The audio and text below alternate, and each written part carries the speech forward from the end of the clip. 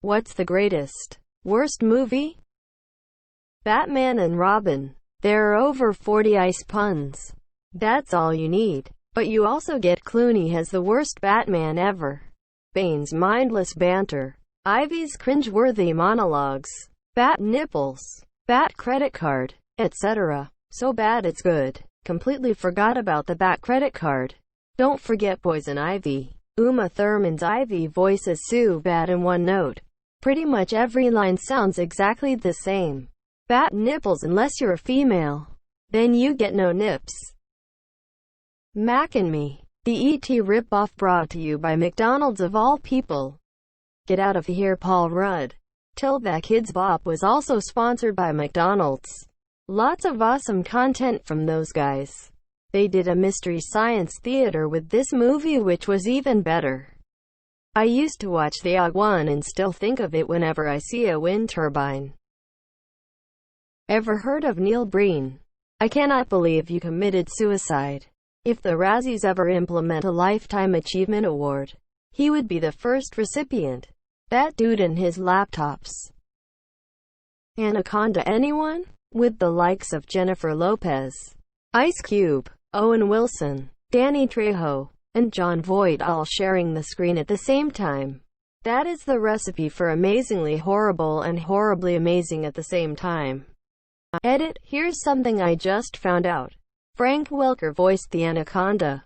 I just looked up the movie's cast because I couldn't remember Danny Trejo being in the movie for some reason, and at the bottom it simply says Frank Walker, Anaconda, and I thought it was a misprint. Tears of joy. Velocipaster. A pastor who turns into a dinosaur and fights ninjas. Edit. Holy see. This blew up. I didn't think so many people had seen the movie and enjoyed it. Glad to see so many people of culture out there. Edit 2. Thank you, Bayanoodle, for the award. That's what makes it awesome. After the car blows up, the camera pans over to it. There is no car, and a text saying, VFX, car on fire. Edit. Make it make more sense. Was tired as hell when I typed this. Also D2K upvotes. Love you all. Troll 2. It had a documentary called Best Worst Movie. Worth a look. Edit. Troll 2, not Trolls 2. I was having a stupid. They're eating her. And then they're gonna eat me. Exclamation mark. Did you know Nilbog is just goblin backwards? Had the opportunity to go for dinner with the cast, and the father is such a treat of a human.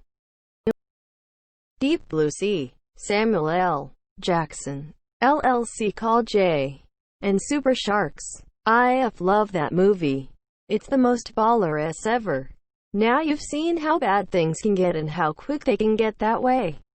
Well, they can get a whole lot worse. So we're not going to fight anymore. We're going to pull together and we're gonna find a way to get out of here.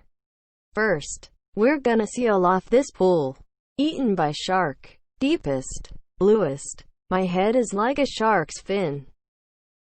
The Mario Brothers movie. Just awesome. What's the name? Mario and Luigi Mario. I read that movie had the most conflict on set that was humanly possible. All the actors hated each other and were miserable. And somehow it still turned out awesome. Edit. Looks like it was just the directors. The actors were chill. Joe Dirt. It has an 11% on Rotten Tomatoes. But I love that movie so much and it has so many good lines. So you're saying your facial hair just grows in all white trashy like that all on its own? I love Joe Dirt completely unironically. That movie has a high nostalgia value for me, despite being kind of awful. Best work David Spade has done after Farley passed, and a wonderful Christopher Walken cameo. Monos, The Hands of Fate, the creators of Mystery Science Theater 3000, on which this movie was notably mocked, called it the worst movie they ever featured in the entire run of the show. Which is really saying something. And it is so hilariously bad. The opening of the movie is literally like 5 minutes of a car driving down a road. Also, it was made by a fertilizer salesman. The Room, without a doubt. I definitely have breast cancer. Hi doggy. Imagine watching The Room before it was famous. You would be absolutely sure someone was F with you. Rubber. Yes. It's an entire movie about a homicidal tire. I got a thin dick. I love this film. Why? No reason. Rubber would be a great B-movie if they didn't have the smug, self-indulgent narration where they tried to pretend it was some high art criticism of film instead of a silly B-movie, which it was. Snakes on a plane. I'm so sick of these monkey fighting snakes on this Monday to Friday plane. The TV edit is a gem. Edit, it's monkey fighting, not mother loving, which is even better emo. Showgirls. It makes a lot more sense if you watch it imagining Nomi Malone to be an alien who doesn't understand humanity. Otherwise it's a terrible movie but so watchable. There's loads of nudity but it's not sexy. It seems almost as if someone put every Paul Verhoeven movie into an AI and this is what it spat out. A documentary came out recently called You Don't Know Me about people's love and hate for the movie. Edit. Thank you for the awards and 2K upvotes. Balls of Fury. I loved it, even though I was mostly watching it with a morbid fascination of how bad a good movie could be. Christopher Walken's character makes that movie worth it in my opinion, even if the rest is completely forgotten to me. I gotta go to save the panda. Quote. 30 seconds later. Panda's dead. Quote. Birdemic. The live riff tracks of Birdemic is the pinnacle of human achievement. I lost my S when the main girl went from modeling for a 1-hour photo to Victoria's Secret.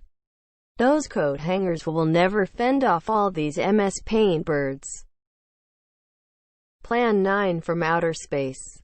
My favorite part of that movie is when a cardboard tombstone falls over. My favorite part of this movie is how there's an entire Seinfeld episode based around it. This is Plan 9, the one that worked. Quote. Okay, please don't hate me for this, but look up The Amazing Bulk YouTube trailer, and I hate up for this. When the line, an accident is wetting your bed, is chosen for the trailer, you know you're onto something. If the top secret government facility fence sign wasn't enough to entice viewers. Honestly emo, that movie is just bad. Not funny bad, though the end sequence with all the stock footage is some nice s. Two brothers in a van, and then a meteor hits, and they ran as fast as they could from giant cat monsters. And then a giant tornado came and that's when things got knocked into 12th gear. A Mexican armada shows up with weapons made from tomatoes. And you'd better bet your bottom dollar that these two brothers know how to handle business. In Alien Invasion, Tomato Monster, Mexican Armada brothers, WHO, or just regular brothers running in a van from an asteroid, and all sorts of things. The movie. Hold on, breezes more. Old women are coming and they're also in the movie.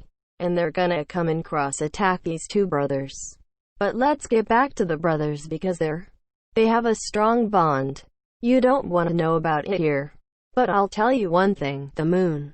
It comes crashing into Earth and what do you do then? It's two brothers in it and they're gonna. It's called Two Brothers. It's just called Two Brothers. Tremors. It's a great movie that has no right to be. It has the plot of a B-movie but somehow turned out to be an outstanding film. Well, FUUUCKYOOOOUUU. Tremors is corny, but I'm not sure what aspect makes it bad. The effects, script, acting, cinematography are all pretty good. Whoa there, Chief, Tremors was a top-shelf production. Get it off this list. My childhood demands it.